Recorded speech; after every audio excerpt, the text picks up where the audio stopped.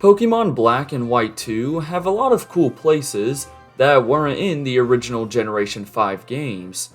You've got the Pokemon World Tournament, Join Avenue, and the Pokestar Studio. Wait.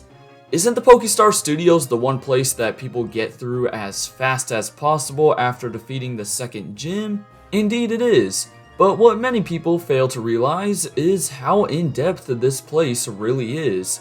It even features some Pokemon that you've probably never seen before.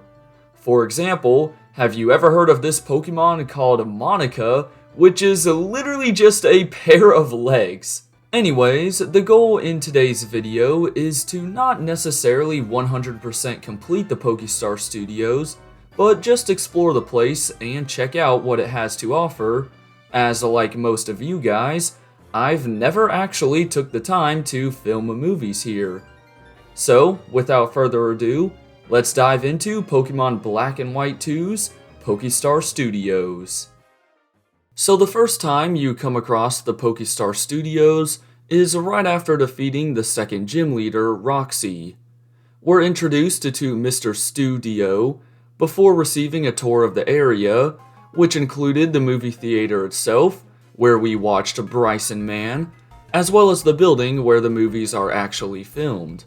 Now, because Bryson Man didn't perform well, we were asked to reshoot the movie ourselves. This involved defeating Bryson's Pawniard and Volibee. And yes, this is the guy from Pokemon Black and White, which is really cool because it shows some continuity from the original Gen 5 games. Anyways, because we chose the right lines, our movie performed much better than the first one, and we even got some lemonades as a reward. And at this point, you can just leave the Pokestar Studios in order to continue your adventure. But of course, this video is all about making movies. Now before I dive into the grind of making movies, it's probably a good idea to explain to you guys how this whole process works. As I mentioned a second ago during our first movie, I had to choose the right line from the script in order for the opponent to use a not very effective move. The script is very important, as selecting the right thing to say can either help or hurt you. For the most part, you want to choose the right options, as they will lead to the quote-unquote good ending, which will produce more money in the box office.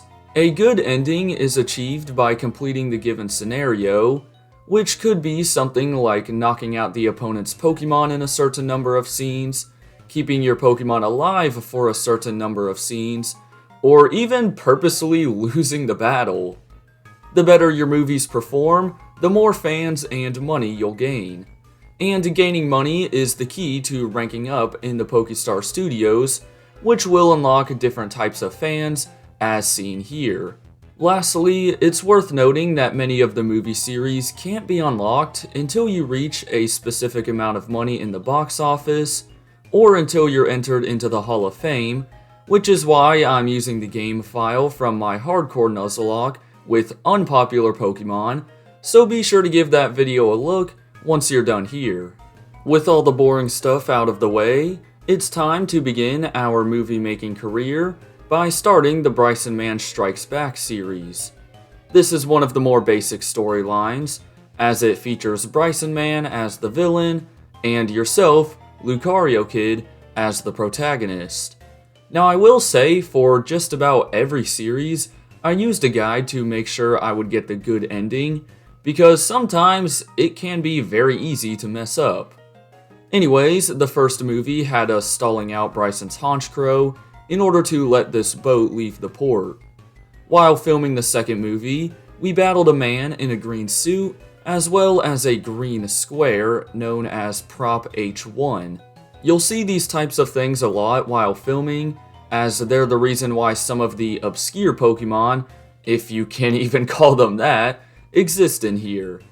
In this case, we were battling the Bryson Jet, which then sent out Bryson himself, who we had to defeat in order to complete our very first movie series.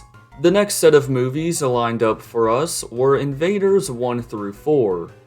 This was your typical aliens are invading Earth, and we need to stop them storyline.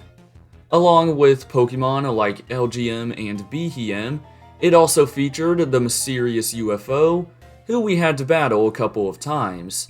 This thing is a flying and electric type, and eventually a psychic and electric type, but overall it wasn't too hard to take down. It's worth noting that Invaders 3 was the first time I failed a mission while filming, and it certainly wasn't the last. Time Gate Traveler was up next, which only included 3 movies. And honestly, it felt like a fever dream. First, we were in a laboratory facing a steel-type alarm clock looking thing called a transport, and then I was challenged by a Ledian holding a wand who sent out an actual human. Again, I had no clue what was happening, but at least we got some more lemonades from our favorite fan, Mr. Backpacker. Mystery Doors of the Magical Land was the next chain of movies, and we got to film with Sabrina for a little bit, so that was cool. She was dressed up in some kind of queen-looking outfit, with her Woobat and a Swoobat, but I don't really know what role she played, because in the next 2 movies, we faced a giant Pokemon plush called the Gatekeeper, who used a black and white door in battle. Their typings were grass and fire respectively, and thanks to a Vanillux, they weren't too challenging.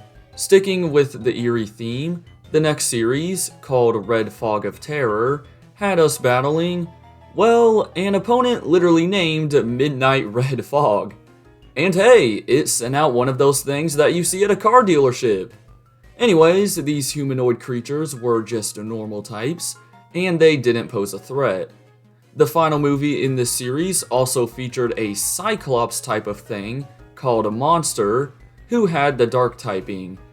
However, due to some strategic plays with Sigilif, we succeeded in the box office once again. With Red Fog of Terror completed, it was now time to begin a stretch of movies that you either have to be entered into the Hall of Fame or make enough money in the box office in order to unlock. It's worth noting that almost all of these series now include 4 movies each. First up was Big Monster. I know, what a crazy title. At the beginning, we challenged a weird light, who just used a regular Tyranitar. However, movies 2 and 4 had us fighting MT, a steel type, and MT2, an electric and steel type. I'm pretty sure those abbreviations stood for Mecha Tyranitar and Mecha Tyranitar 2 respectively. And I'm assuming this whole plotline was at least partially based off of Godzilla. Love and Battles was the next series in line, and it was an interesting one to say the least. It combined romance with battling, which is something that you don't see very often in Pokemon. Unfortunately, there were no cool movie-making Pokemon, unless you count the Smeargle that wore a bow tie. Other than that, it was all about choosing the correct lines in order to achieve the best ending.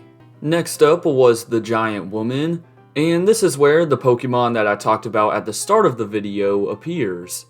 At first, Monica was just a normal mom, and I think we were the son, but eventually she somehow becomes a super tall.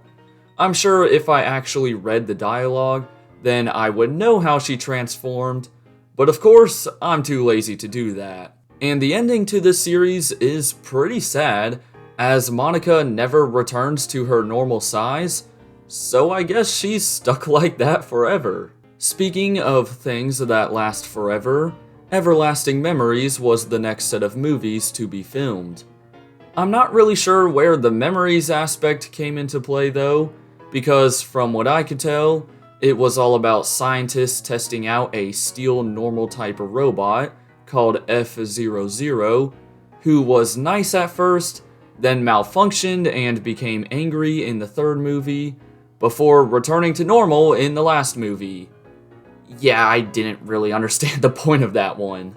Moving along to Ghost Eraser, the first 2 movies presented a ghost that haunted a janitor and a little girl, while we had to knock out their Pokemon in a specific amount of scenes.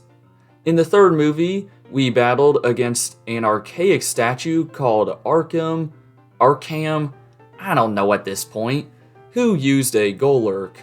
Movie number 4, though, featured another unofficial Pokemon called Majin, and this was by far my favorite Pokemon that I saw while in the Pokestar Studios. It was a dark and ghost type, and it looked like a freaking menace. If Game Freak were to ever officially add any of these mons into a Pokemon game, I would want it to be this guy. Unfortunately, we had to take him out, which put an end to the streak of people being cursed. The 11th and final movie series to be made was Full Metal Cop, whose logo looks like it got some inspiration from Top Gun. As the title implied, the bad guy was a cop in metal armor, while we were a ninja called the Sneasel.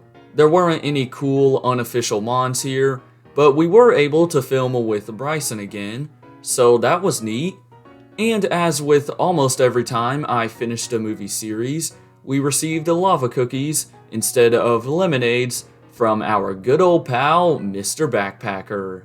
And there it is. That is an in-depth look at the Pokestar Studios in Pokemon Black and White 2.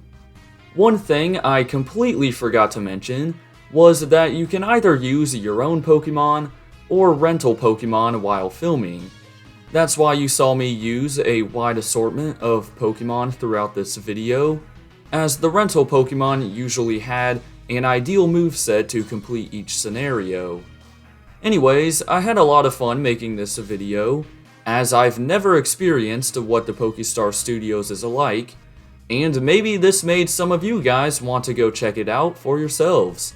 I didn't even 100% complete the Pokestar Studios, as I never got access to the VIP dressing room, and I don't believe I unlocked the Bryson Man Strikes Back Harder version series, as I didn't know how to unlock them.